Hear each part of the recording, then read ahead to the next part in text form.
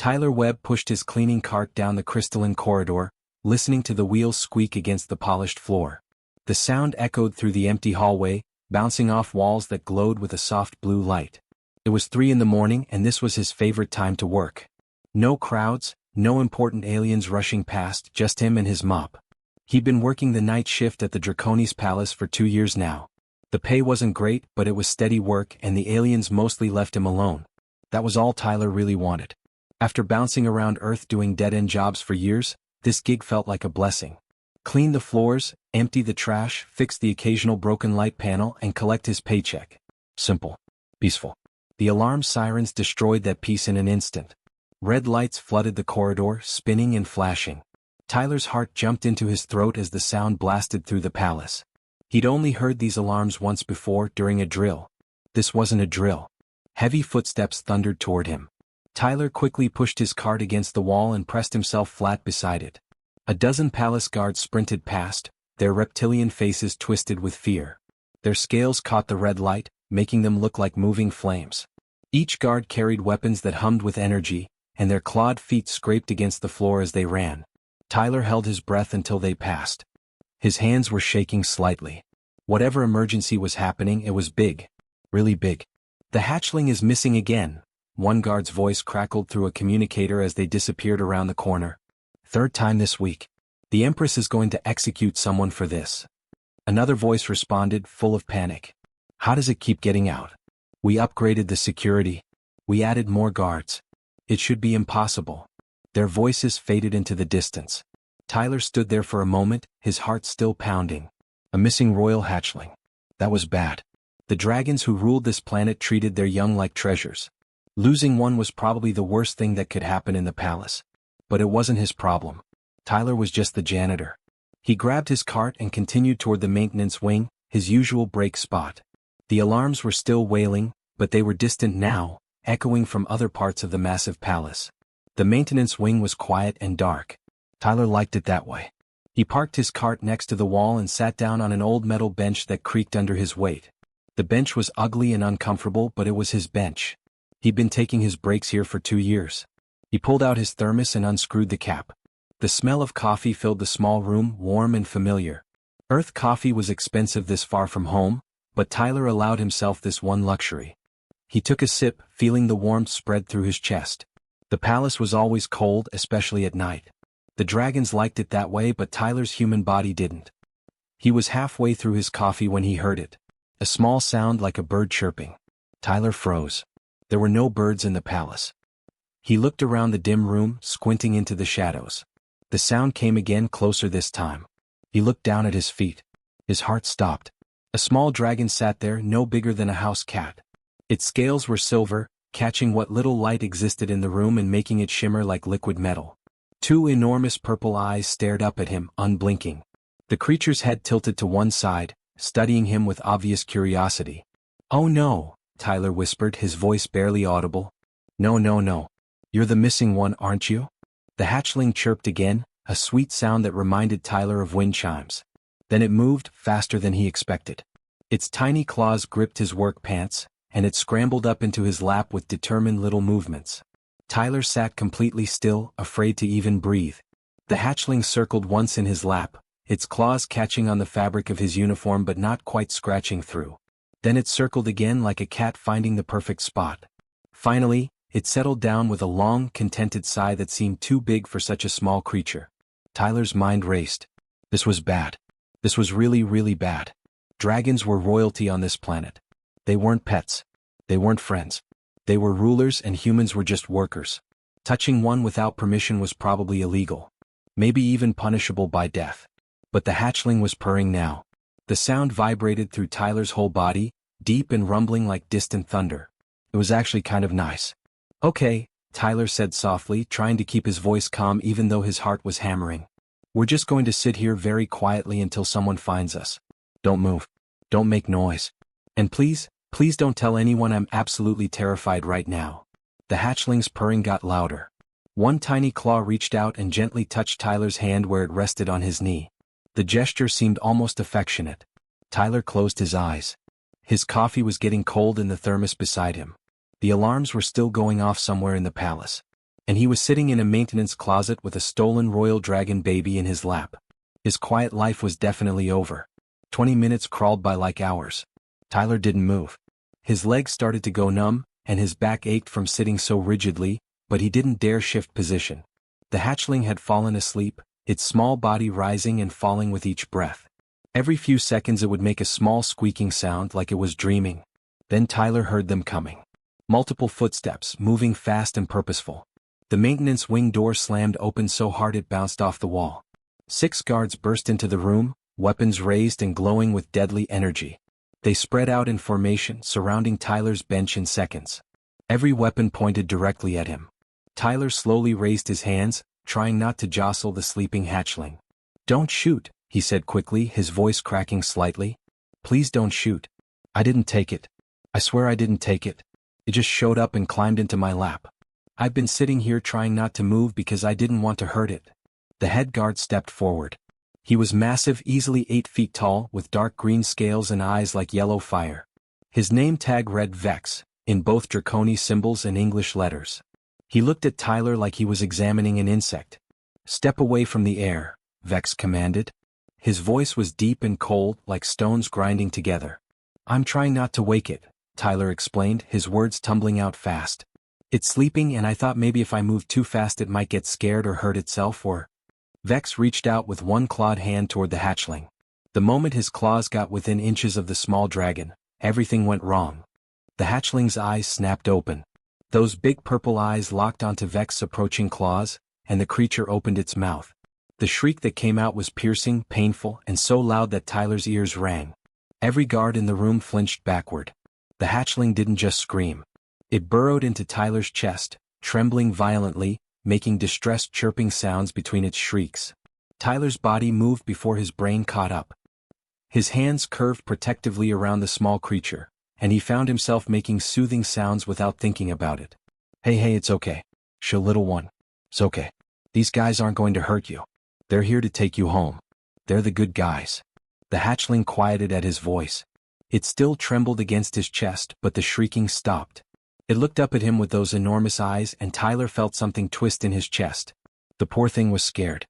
"That's it," Tyler murmured, keeping his voice soft and steady. "You're okay. Everything's okay." Vex stared at them both, his expression unreadable. The other guards exchanged glances, their weapons slowly lowering. "How are you doing that?" one guard whispered to another. "Quiet," Vex snapped. He looked at Tyler with narrowed eyes. "Transfer the hatchling to me." Slowly. Tyler nodded. "Okay, little one. You need to go with him. He's going to take you back to your mom." He gently began to lift the hatchling, moving as slowly as possible. The creature whimpered, a sound that broke Tyler's heart, but it didn't shriek again. It took several long, tense minutes. Every time Vex's claws got close, the hatchling tensed up and Tyler had to pause, whispering reassurances until it calmed. Finally, carefully, the transfer was complete. The hatchling sat in Vex's large hands, whimpering quietly but not fighting. The entire time, its purple eyes stayed locked on Tyler's face. Vex held the hatchling close to his armored chest. "This will be reported to the Empress," he said, his voice glacial. "You will not leave the palace grounds. You will not speak to anyone about this. You will remain in your quarters when not working until you are summoned. Do you understand?" "Yes, sir," Tyler said quietly. His hands felt empty without the hatchling's warm weight. Vex turned to leave, the other guards forming up around him. But just before they exited, Tyler saw the hatchling crane its neck around, still looking back at him. Still whimpering. The door closed, and Tyler was alone again in the maintenance wing. His coffee was completely cold now. His hands were still shaking. And somewhere deep in his gut, he knew with absolute certainty that his quiet, invisible life as a janitor was over forever. He just hoped he'd still be alive to see what came next. 3 days passed since the first incident. Tyler tried to convince himself it was a one-time thing, just a weird accident. Maybe the hatchling had been confused. Maybe it wandered into the maintenance wing by mistake. These things happened, right?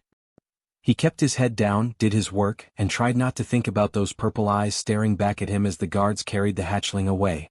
On the 4th day, Tyler was assigned to clean the Grand Library. It was his least favorite job. The library was massive, with shelves that stretched 3 stories high and thousands of books and data crystals that the dragons used to store their history. The place was beautiful but intimidating, and Tyler always felt like he didn't belong there. He was mopping the floor between two tall shelves when the feeling hit him. That strange sensation of being watched. The hair on the back of his neck stood up. Tyler stopped mopping and slowly turned around. Nothing. Just empty aisles and rows of books glowing softly in their climate-controlled cases. Then he looked up. On top of a bookshelf, at least 15 feet off the ground, sat another dragon hatchling. This one was bronze-colored with bright green eyes that sparkled with mischief. It sat perfectly still like a cat about to pounce, watching him. "No," Tyler said out loud, his voice firm. He pointed his mop at the creature like it was a weapon. "Absolutely not. Don't even think about it. Go back to wherever you came from right now." The hatchling tilted its head, chirped once, and jumped. Tyler's body reacted on pure instinct. He dropped the mop and lunged forward, catching the falling hatchling against his chest. The impact made him stumble backward, knocking into his cleaning cart. Bottles rattled and his bucket tipped over, sending soapy water across the floor he'd just cleaned. "This isn't happening," Tyler muttered, looking down at the bronze hatchling now cradled in his arms. "This can't be happening again." The hatchling chirped happily and snuggled against his chest. Within seconds it started purring, that same deep rumbling sound that vibrated through Tyler's whole body. Tyler stood there in the middle of the library, holding a royal dragon baby, surrounded by spilled cleaning supplies, and seriously questioned every life choice that had brought him to this moment. It happened again 2 days later. A different hatchling, this one with blue-tinted scales, found him while he was fixing a broken light panel in the east corridor. Then again the next day when a small red one somehow squeezed through a ventilation grate and dropped onto his cleaning cart. By the time the fifth hatchling found him, Tyler had stopped being surprised. He was cleaning the throne room, the most important room in the entire palace, when he felt that familiar sensation of being watched. He didn't even turn around. He just sighed, set down his mop, and sat cross-legged on the freshly cleaned floor. "All right," he said to the empty room. "Come on out. I know you're here." A small golden hatchling with silver eyes waddled out from behind one of the massive throne pillars. It chirped excitedly and scampered across the polished floor, climbing straight into Tyler's lap like it had done this 100 times before. "Of course you did," Tyler said softly, gently placing his hands around the creature. It was already falling asleep, its tiny body going limp and heavy against him. That was how the Empress found them. Tyler didn't hear her approach. Dragons could move silently when they wanted to, despite their size. One moment he was sitting alone with the sleeping hatchling, and the next moment the enormous shadow fell over him. He looked up and his heart stopped. The Empress was magnificent and terrifying in equal measure. She was the size of a small spacecraft, her scales shimmering with colors that seemed to shift between purple and deep blue. Her eyes were ancient and intelligent, and right now they were focused entirely on Tyler. Behind her stood a dozen guards and several advisors, all staring at him with expressions ranging from confusion to outright hostility. "Your Majesty," Tyler said, his voice coming out as barely a whisper. He desperately wanted to stand up and bow properly, but he was afraid moving would wake the hatchling. "I can explain." "Actually, no, I can't explain. This just keeps happening." The Empress lowered her massive head until it was level with Tyler. He could feel the heat of her breath, smell something like cinnamon and smoke. When she spoke, her voice filled the entire throne room, resonating like bells in a cathedral. "Are you using some form of human technology to lure my children?" "No, Your Majesty," Tyler said quickly. "I swear I'm not. I don't have any technology. I have a mop, a bucket, and a communicator that barely gets reception half the time. That's everything I own." One of the advisors, a thin dragon with gray scales and spectacles perched on his snout, stepped forward. He held a data pad that glowed with information. "Majesty, we've investigated his background thoroughly. His employment records are completely clean. No enhancements, no suspicious purchases, no connections to any organizations or groups. He has no criminal history on Earth or any colony world. He's exactly what he appears to be, a maintenance worker with basic clearance." The Empress's eyes narrowed, and Tyler felt like she could see straight through him, reading every thought in his head. "Then explain to me," she said, her voice dropping to a dangerous growl, "why my hatchlings keep escaping the most secure nursery in the entire empire just to find him." Tyler looked down at the golden hatchling sleeping peacefully in his lap. Its small chest rose and fell with each breath. One tiny claw rested on his wrist, holding him gently. "I honestly don't know, Your Majesty," he said quietly. "I really don't. I just sit here. They find me wherever I am, they climb into my lap and they fall asleep. Then I wait until someone comes to collect them. I'm not doing anything special. I'm just sitting still and trying not to panic. The Empress studied him for what felt like an eternity. The silence in the throne room was absolute. Even the guards seemed to be holding their breath. Finally she spoke. You will report to the Palace Research Division tomorrow morning at dawn. They will run tests. They will examine you. They will determine exactly what makes you so irresistible to my children. Yes, Your Majesty, Tyler said. And Tyler Webb? The Empress's eyes glittered dangerously. If I discover you have harmed even a single scale on any of my children's heads, if you have used them for some scheme, if you have manipulated them in any way, I will personally ensure your death is neither quick nor painless. Do you understand me? Tyler's throat went dry. He swallowed hard. I understand, Your Majesty. But I promise you I would never hurt them. Never. The Empress held his gaze for another long moment, then gestured with one massive claw. Captain Ross, take the hatchling. Be gentle. A guard carefully lifted the golden hatchling from Tyler's lap. It whimpered in its sleep but didn't wake fully. The guard cradled it like it was made of glass and carried it away. The Empress and her entourage followed, leaving Tyler alone in the vast throne room. He sat there on the cold floor, his legs numb from sitting cross-legged for so long, his hands trembling slightly. He'd come to this planet to escape attention, to disappear into the background and live a quiet life where nobody noticed him. That plan was definitely ruined now. The research division was nothing like Tyler expected. He'd imagined cold metal rooms and uncomfortable examination tables, but instead he found himself in a warm, well-lit space that felt more like a doctor's office back on Earth. The walls were a soft cream color, and there were actual plants growing in the corners. Someone had tried to make this place comfortable. Dr. Rachel Morrison was waiting for him when he arrived at dawn. She was maybe in her 40s, with dark hair pulled back in a practical ponytail and tired eyes that suggested too many late nights. When she saw Tyler, she smiled and he felt some of his tension ease. Tyler Webb? She asked, extending her hand. I'm Dr. Morrison.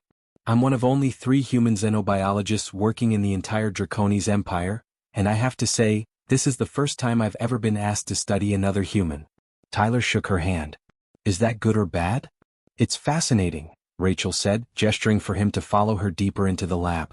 I've spent 15 years studying alien biology, and now the Empress wants me to figure out why dragon babies keep breaking out of maximum security just to take naps on a janitor. No offense. None taken, Tyler said. I'm just as confused as everyone else. The medical chair was more comfortable than it looked. Rachel had him sit down while she attached various sensors to his temples, wrists, and chest. None of it hurt, but Tyler felt exposed sitting there while machines beeped and hummed around him. Rachel studied her tablet, her eyes moving rapidly across the screen. Okay, this is fascinating, she muttered, more to herself than to Tyler. Your body temperature is running 0.7 degrees warmer than the average for human males your age. Is that bad? Tyler asked nervously. Not for you.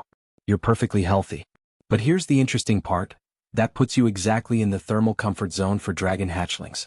They need very specific temperatures to feel safe and secure. Too cold and they get stressed. Too hot and they get agitated. But you? She looked up from her tablet. You're like a perfectly calibrated heating pad for baby dragons. Tyler blinked. That's just random chance though, right? Like, plenty of people probably run a little warm. Maybe, Rachel said, but her tone suggested she didn't believe in coincidences. She tapped her screen a few more times. But this isn't random. Your resting heart rate is 62 beats per minute. Do you know what that matches? Tyler shook his head, feeling more confused by the second. Rachel pulled up 2 sound wave patterns on a larger screen on the wall. This is your heartbeat, she said, pointing to one wave. And this is an ancient Draconis nesting song. The kind that mother dragons hum to their eggs to help them develop properly. The rhythm matches almost perfectly. Tyler stared at the overlapping waves. They moved together like dancers, rising and falling in sync. How is that possible? I don't know, Rachel admitted. But dragon hatchlings are literally hardwired from before they're born to find this rhythm soothing. It tells them they're safe, that a parent is nearby. Your heartbeat is speaking their oldest, deepest language. Before Tyler could process that information, something else entered the room. At first, he thought it was a floating jellyfish, its translucent body pulsing with soft colors. Then he realized it was wearing some kind of translation device. This is Dr. Voren, Rachel said. He's a behavioral specialist from the Kelvin species. He's been helping me analyze the data. Voren floated closer, pulsing with shades of yellow and green. When he spoke, the translator on his body turned his thoughts into words. The pheromone analysis is equally intriguing, Mr. Webb. Are you aware that humans naturally produce chemical compounds similar to Draconi's parental bonding chemicals? I definitely did not know that, Tyler said. Not identical, Voren continued, his colors shifting to a thoughtful purple. But close enough that young, underdeveloped empathic sensors might mistake them. To a hatchling whose brain is still forming, you smell like safety. Like home. Tyler looked between Rachel and Voren. So I accidentally smell like their parents? In a manner of speaking, Voren confirmed, pulsing with what might have been amusement. Rachel sat down in a chair across from Tyler. Her expression had changed, becoming more serious. But I think there's more going on here than just biology. Can I ask you something personal? Sure, Tyler said, though he felt a knot forming in his stomach. Your file says you grew up in the foster care system on Earth. 12 different homes before you aged out at 18. Tyler shifted uncomfortably in his chair. The sensors tugged slightly on his skin. Yeah. So what? So that's one of the harshest childhoods a person can have in human society, Rachel said gently. And yet somehow you worked 3 jobs to put yourself through basic education, got yourself off Earth, made it all the way here, and you've got no criminal record, no psychological red flags, no apparent trauma responses. She leaned forward. Tyler, how are you not angry? The question hit him like a punch. Nobody had ever asked him that before. People usually just moved on when they heard about his childhood, like it was too uncomfortable to discuss. Tyler paused, trying to find the right words. I don't know. I guess I just learned early on that being angry doesn't help anything. Yeah, things were hard. Some of those homes were really bad. But being angry about it, holding on to it, that just makes it hurt longer. Things are better now. I've got a job, a place to live, enough to eat. What's the point of holding on to the bad stuff?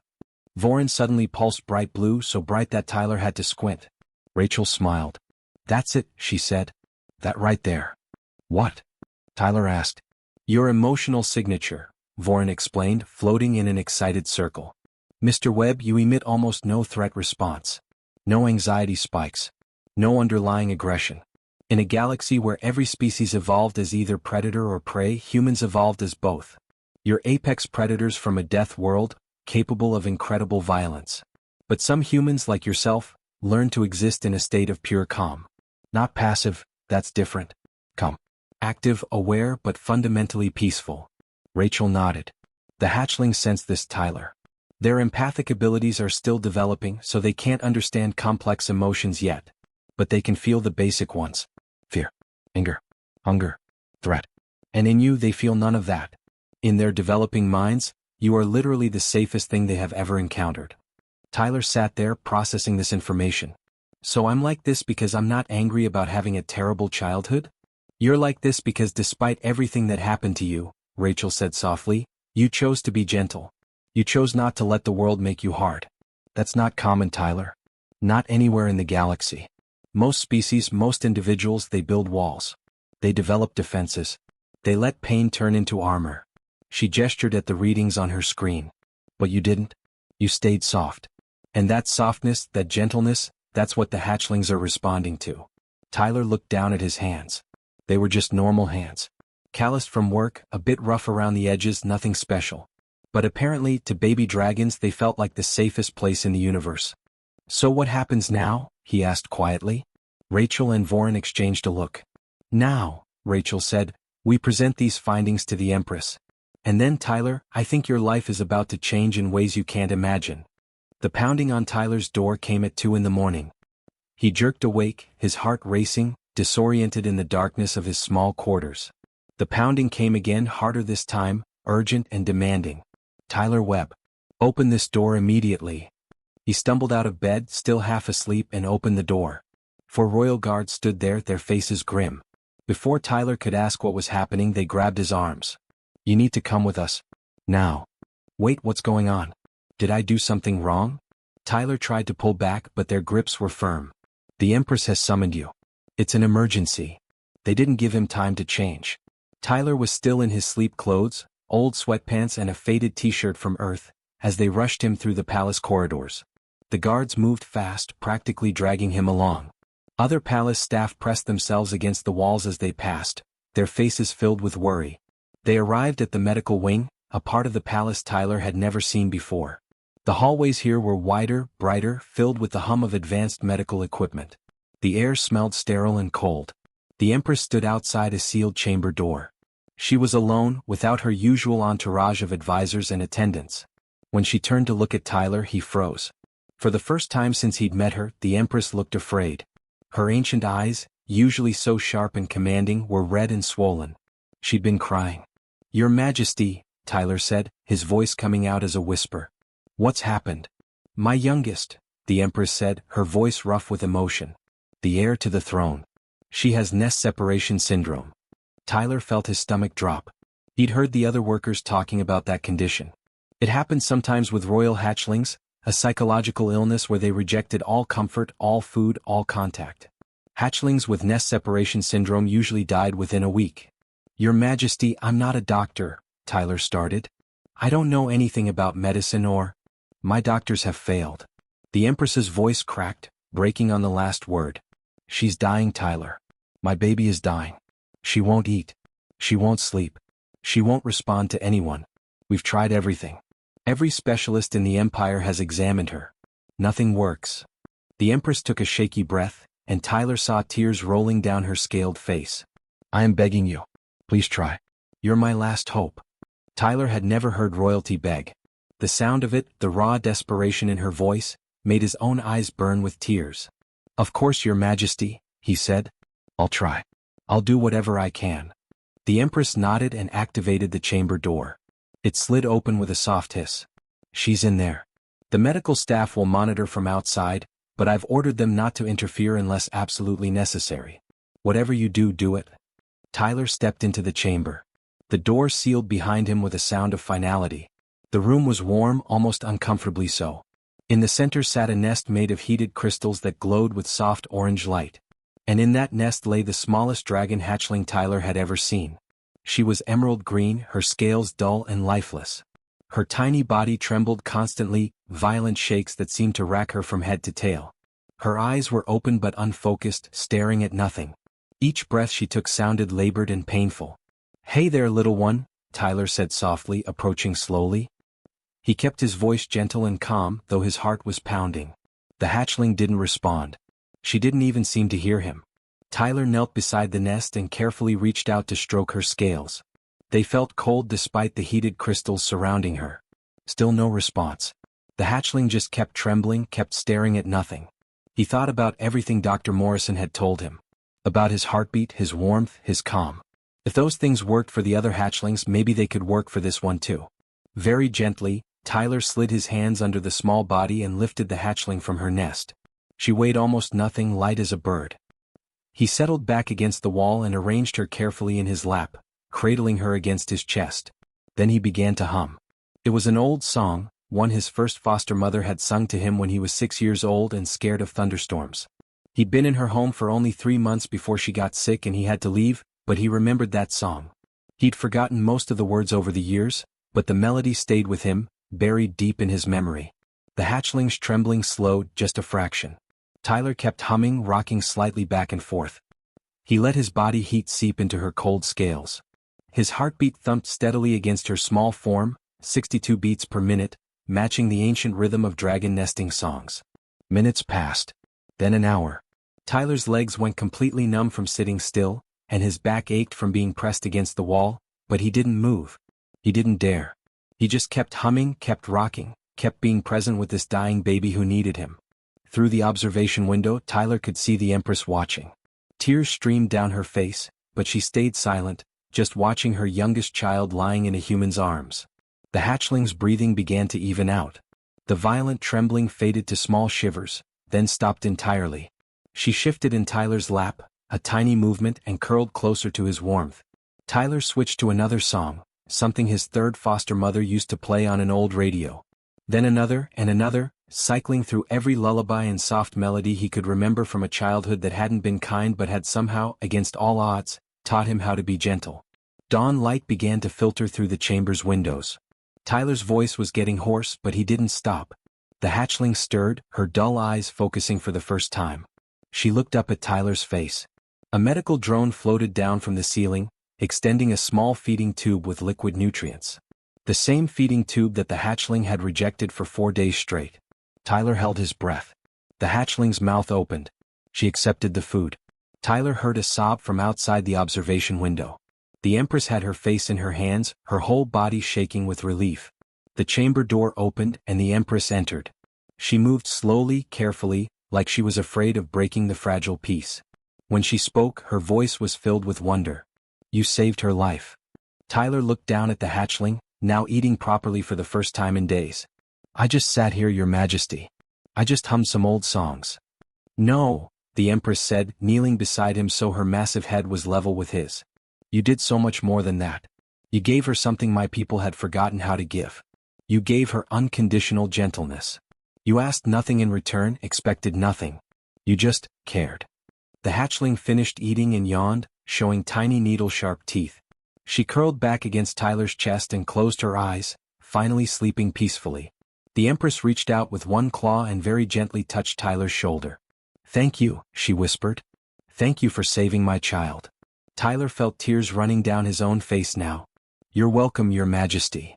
The decree went out across the entire Draconis Empire at noon the following day. Every news screen, every communication channel, every data crystal broadcast the same announcement. Tyler Webb, human maintenance worker, was being appointed Royal Hatchling Guardian, a position that hadn't existed for over 1,000 years. Tyler was standing in the Empress's private office when she told him, and his first reaction was to laugh. Not because it was funny, but because it was so absurd he couldn't process it any other way. "Your Majesty, I clean floors," he said, still half convinced this was some kind of mistake. "I mop hallways and fix broken lights. I'm not qualified to be anyone's guardian. I don't have training or education or—" "You kept my daughter alive when no one else could," the Empress interrupted, her voice firm and leaving no room for argument. "Every specialist in the Empire tried and failed. You succeeded with nothing but your presence and an old song. You are the most qualified being in this empire, Tyler Webb. The position is yours." The news spread across the galaxy faster than light speed. Within hours, every species, every government, every news organization was talking about it. The reactions were mixed, to put it mildly. Draconis nobility were outraged. How could the Empress elevate a common human, a janitor of all things, to such an honored position? Some called it an insult to tradition. Others suggested the Empress had lost her mind with grief. Several high-ranking nobles publicly mocked the decision, predicting it would end in disaster. But then something strange started happening. A count in the Northern Territories woke up to find his hatchling missing from the royal nursery. They found it 6 hours later, sleeping peacefully on a human cargo worker named Beth who'd been loading supply ships in the hangar bay. The hatchling refused to leave her. 2 weeks later, a Duchess's heir escaped and bonded with a human shuttle pilot named Jake. The hatchling had somehow navigated 3 miles of palace corridors to find him. It kept happening. Different nobles, different hatchlings, but always the same result. They found humans and they felt safe. Within 3 months, noble families across the empire were quietly, discreetly hiring human caregivers. The same nobles who'd mocked the Empress were now paying premium wages to have humans watch their children. They didn't advertise it publicly, but word spread anyway. The trend jumped species. The Vaxian Collective, a race of insectoid beings who'd never trusted mammals before, reported the same phenomenon. Their larvae were drawn to human caretakers. The Thorian Republics, massive stone-like creatures, found that their notoriously difficult hatchlings calmed instantly around certain humans. Even the Kelvin clans, who'd isolated themselves from galactic society for centuries, reached out. Their children were suffering from a stress epidemic, and they'd heard rumors about the humans of the Draconis Empire. Dr. Morrison contacted Tyler 6 weeks into his new position. "You need to see this," she said, pulling up data on her screen. They were standing in what used to be a maintenance closet but was now Tyler's office, though he still wasn't used to having an office at all. "We've identified the pattern," Rachel explained. "It's not just any humans. It's humans with difficult backgrounds. Trauma survivors. People who've been through hell and somehow came out gentle instead of hard. A young woman named Ashley who survived Earth's resource wars is now the most sought-after nanny in the Vaxian system. She makes more in a week than she made in a year back on Earth." Tyler scrolled through the files. There was Ryan, who'd lost his entire family to disease and now ran a nursery caring for orphans from 12 different species. There was Nicole, who'd grown up in poverty and now specialized in calming anxious hatchlings from warrior races. Brandon, Chris, Jordan, the list went on. They all have one thing in common, Rachel said. They survived terrible things and they chose kindness anyway. Tyler found himself training these humans, teaching them what he'd learned through pure instinct. How to be present. How to be calm. How to just exist without emanating threat. They called it the human touch, and it became the most valuable skill in the galaxy. 6 months after his appointment, Tyler sat in the royal garden watching the Empress's heir play. She was healthy now, energetic and curious, chasing floating flowers and pouncing on shadows. She'd grown bigger, her emerald scales bright and shining in the sunlight. The Empress settled onto the grass beside him, her massive form somehow elegant even while sitting. "You changed the galaxy, Tyler Webb," she said quietly. Tyler shook his head. "I just reminded people that being strong doesn't mean being hard. That's all." "Why do you think humans have this ability?" the Empress asked. She'd been wondering this for months. "Your planet is classified as a death world. Everything on Earth evolved to kill everything else. Your species fought for survival every single day." Tyler watched the hatchling discover a butterfly, her eyes wide with wonder. "Maybe that's exactly why," he said slowly, thinking it through as he spoke. "Earth taught us that everything wants to hurt you.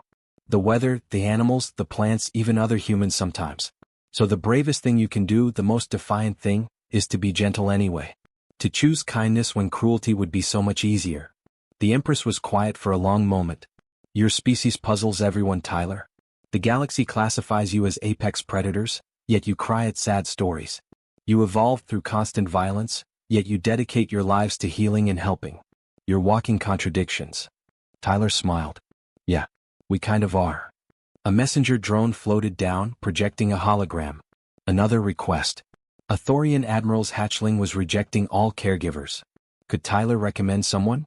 He pulled up his list. Over 200 human caregivers now, spread across dozens of worlds. Each one had survived something terrible. Each one had chosen gentleness. "Send Lisa from the medical division," Tyler said. "She specializes in Thorian children. She's perfect for this." The drone departed. The hatchling, tired from playing, waddled over and climbed into Tyler's lap. He stroked her scales gently, humming that old song his first foster mother had taught him so many years ago. The Empress watched them and something clicked in her ancient mind. She finally understood what Dr. Morrison and the other researchers had been trying to explain.